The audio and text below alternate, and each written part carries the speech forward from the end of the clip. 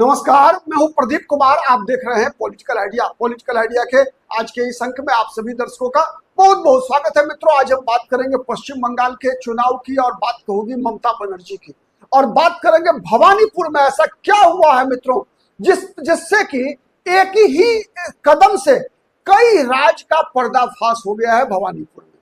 और ये स्पष्ट हो गया है कि ममता बनर्जी क्यों डरी है शुभेंदु अधिकारी से भवानीपुर। मित्रों, याद के रखिए कि पिछले विधानसभा चुनाव में शुभेंदु अधिकारी ने ममता बनर्जी को चुनाव में हरा दिया था।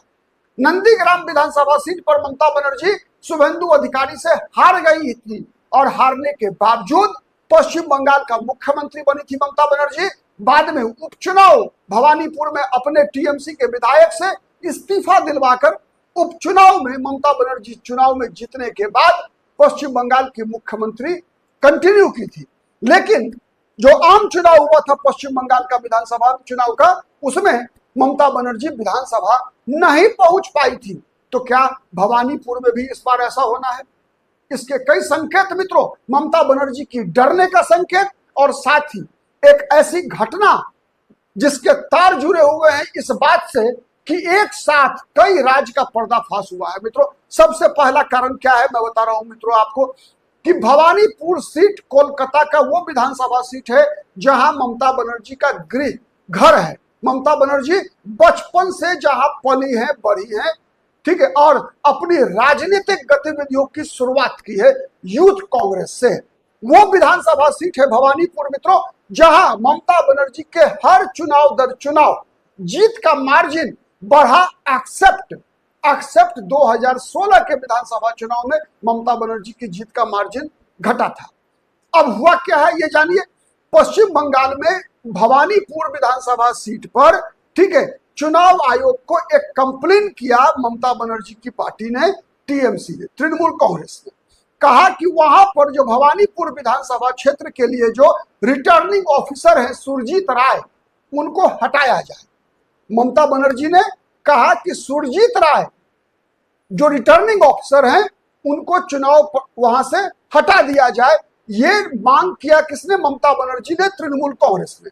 और चुनाव आयोग ने ममता बनर्जी की मांग को मान लिया। और आरोप क्या लगाया? आरोप ये लगाया कि जो सुरजीत राय हैं उनकी नजदीकी संबंध उनका शुभेंदु अधिकारी से है। वो उनकी तैनाती रह चुकी है नंदीग्राम विधानसभा क्षेत्र में, जहां जो कि शुभेंदु अधिकारी का गृह क्षेत्र है, ठीक है। तो तृणमूल कांग्रेस का जो शिकायत था, जो हटाने का डिमांड था, उस डिमांड को जो है चुनाव आयोग ने मान लिया। चुनाव आयोग ने कहा कि सही है, आप माने सुरजीत राय पर जो आरोप आपने लगाया है इसका मतलब है कि सुरजीत राय के रहते हुए वहां पर निष्पक्ष चुनाव होने की गारंटी नहीं दी जा सकती, ठीक है। ये सुरजीत राय जो है पश्चिम बंगाल प्रशासनिक सेवा के अधिकारी हैं, जो कि पहले नंदीग्राम के में बीडीओ रह चुके हैं, ठीक है। और उनकी नजदीकी, जैसा मैंने बताया, शुभेंदु अधिकारी से नजदीकी होने का आरोप है, ठीक है। और चुनाव आयोग पर ममता बनर्जी ने कहा कि ये उनके रहते हुए निष्पक्ष चुनाव संभव नहीं है, तो इसलिए हटा देना चाहिए। तो चुनाव आयोग ने उनकी मांग मान लिया।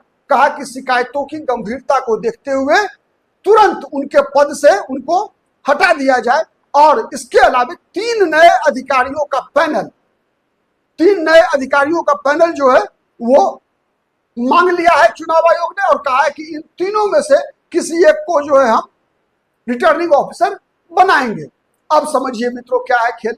तो कैसे वहां पर वो सबसे पहले, अब आप अनुमान लगाइए कि कोई मुख्यमंत्री पद का उम्मीदवार है, ममता बनर्जी जो 15 साल से मुख्यमंत्री है, भवानीपुर जो उनका गृह क्षेत्र है, क्या कोई रिटर्निंग ऑफिसर इतना ताकतवर हो सकता है कि ममता बनर्जी के घर में जाकर ममता बनर्जी को बगैर मतदाता अगर ममता बनर्जी के खिलाफ नहीं है तो कोई रिटर्निंग ऑफिसर ममता बनर्जी को हरवा सकता है क्या?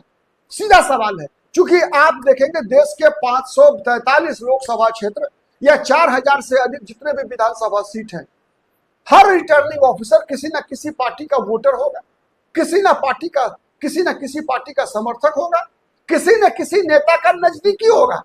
जब भी वो प्रशासनिक अधिकारी है मित्रों, तो याद रखिए भारतीय संवैधानिक व्यवस्था में शासन के 3 अंग हैं, विधायिका, न्यायपालिका और कार्यपालिका।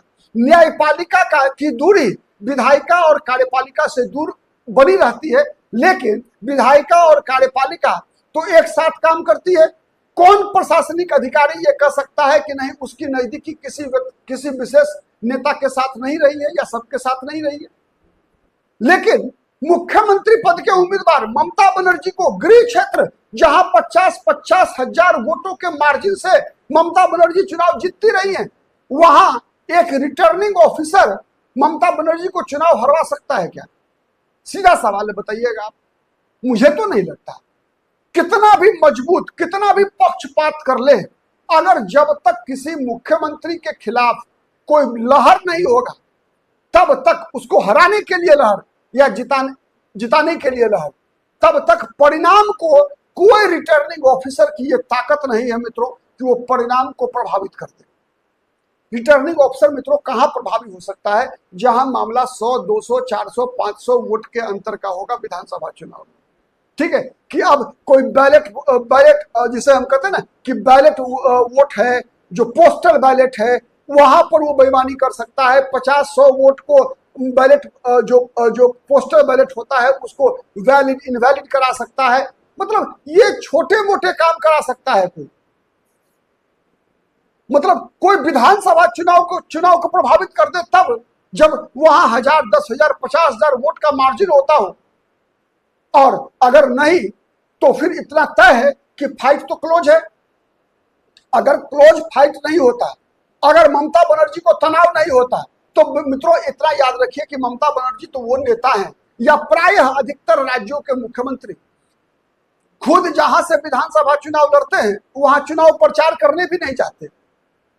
वहां वो खुद चुनाव भी प्रचार नहीं करते, चुनाव प्रचार भी नहीं करते। अधिकतर जो मुख्यमंत्री इनकम्बेंट चीफ मिनिस्टर होता है उसमें भी 15 साल का मुख्यमंत्री, ममता बनर्जी जैसी मुख्यमंत्री, मजबूत मुख्यमंत्री, अगर हार का डर नहीं हो मित्रों तो इतना नोटिस करेगी क्या? नहीं करेगी। वो तो अपने उम्मीदवारों को चुनाव जिताने के लिए प्रयास करता है मुख्यमंत्री पद का उम्मीदवार, और लेकिन वो रिटर्निंग ऑफिसर कौन है उससे प्रभावित होगा चुनाव? सवाल नहीं उठता है। दूसरा बात मैं बता रहा हूं मित्रों, एक और चीज स्थापित हुआ जब ममता बनर्जी ने चुनाव आयोग को कंप्लेन किया और ममता बनर्जी की कंप्लेन पर कार्रवाई हुई, तो ममता बनर्जी के हाथ से वो मुद्दा ममता बनर्जी ने खुद छोड़ दिया। ये पर्दाफाश ममता बनर्जी ने खुद करा लिया कि चुनाव आयोग चुनाव के परिणाम को प्रभावित नहीं कर सकता। चुनाव आयोग के पास अपनी कोई कर्मचारी नहीं होते। चुनाव आयोग के पास ये जितने भी जो पश्चिम बंगाल प्रशासनिक सेवा के अधिकारी हैं, जो पश्चिम बंगाल प्रशासनिक सेवा के अधिकारी हैं, ममता बनर्जी को अगर चुनाव जीतने का भरोसा होगा मित्रों, तो ये सब जितने भी प्रशासनिक सेवा के अधिकारी हैं, मैं बात आईएएस की नहीं कर रहा, भारतीय प्रशासनिक सेवा अधिकारियों की नहीं कर रहा, पश्चिम बंगाल प्रशासनिक सेवा आयोग के अधिकारी हैं सुरजीत राय। बताइए उनका बिगाड़ कौन सकता है? ममता बनर्जी या फिर नया मुख्यमंत्री? किससे डर होगा बताइए आप? मतलब क्या है? तो ममता बनर्जी, सुरजीत राय के बहाने एक और राज का पर्दाफाश हुआ मित्रों कि चुनाव आयोग चाहकर भी कुछ नहीं कर सकता। चुनाव आयोग एक सिस्टम है, उस सिस्टम में कोई सुरजीत राय चुनाव प्रभावित नहीं कर सकता। अगर कोई प्रभावित कर सकता है तो वो इनकम्बेंट सरकार कर सकती है, जिसके अंदर में पुलिस होती है, जिसका 15 साल से शासन है और जो उसको आगे फिर सरकार में आने की उम्मीद होती है। याद रखिएगा, वो जो सरकार में है और जिसे सरकार में आने की उम्मीद होती है, वही दल प्रशासनिक पदाधिकारियों को मोटिवेट कर सकता है, वही पुलिस को प्रभावित कर सकता है। आपने देखा ना अभी जब ईडी की छापेमारी हुई थी आईपैक के कार्यालय पर और प्रतीक जैन के आवास पर, तो ममता बनर्जी की बात किसने सुना? ममता बनर्जी किसके सहयोग से ईडी के अधिकारियों से प्रतीक जैन के कार्यालय की फाइल लेकर भागी थी? पश्चिम बंगाल के पुलिस के सहयोग से। याद कीजिए उस राजीव कुमार जिसे अभी ममता बनर्जी ने राज्यसभा का मेंबर बनाया है मित्रों, जब वो कोलकाता पुलिस के कमिश्नर हुआ करते थे और जब सीबीआई ने पूछताछ के लिए रेड किया था राजीव कुमार के आवास पर, तो ममता बनर्जी धरना देने पहुंच गई थी। तो राजीव कुमार को उपकृत करने की क्षमता किसके पास थी? ममता बनर्जी के पास। तब तो ममता बनर्जी के लिए राजीव कुमार काम करने को तैयार थे। राजीव कुमार ममता बनर्जी की सरकार को हर भ्रष्टाचार के आरोप से बचाने के लिए राजीव कुमार ने जब तक अपनी नौकरी को दांव पर नहीं लगाया तब तक राजीव कुमार को राज्यसभा की सदस्यता मिली क्यों? तो मित्रों, सुरजीत राय पर चुनाव आयोग का कार्रवाई करना न केवल भवानीपुर में ममता बनर्जी कितनी फंसी हुई है, कितनी डरी हुई है, इस बात को उजागर करता है, साथ ही इस बात का भी खुलासा करता है कि कोई चुनाव आयोग जब तक बहुत ही क्लोज फाइट नहीं हो तब तक कोई एक अधिकारी, कोई प्रशासनिक पदाधिकारी किसी भी चुनाव को प्रभावित नहीं कर सकता। तो एक बात यह भी स्पष्ट हुआ कि ममता बनर्जी डरी है। साथ ही पश्चिम बंगाल का चुनावी मुकाबला कांटे का है, कोई भी जीत सकता है और हारने की डर है ममता बनर्जी को। इसीलिए अदरवाइज ममता बनर्जी तो वो मुख्यमंत्री है मित्रों जो अधिकारियों को, पुलिस ऑफिसर्स को धमकी देने वाली अधिकारी मुख्यमंत्री हैं, डराने वाली। ममता बनर्जी से डरने वाले प्रशासनिक पदाधिकारी, पुलिस अधिकारी की पश्चिम बंगाल में कमी नहीं है और उनको डराकर ही तो ममता बनर्जी ने, चाहे वो चुनाव पूर्व हिंसा, चुनाव बाद हिंसा, चुनाव के दौरान हिंसा, जितनी भी कारस्तानियां होती हुई है पश्चिम बंगाल में,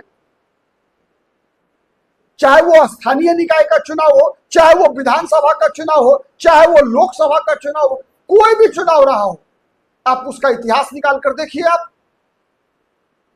कैसे ममता बनर्जी ने भयभीत किया है अधिकारियों को। तो आज अगर ममता बनर्जी के डर से सुरजीत राय अगर नहीं डरा, अगर ममता बनर्जी की भाषा में ही, इसका मतलब क्या है?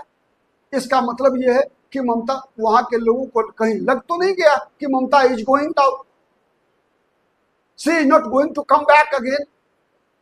अगर यही सब संकेत है मित्रों,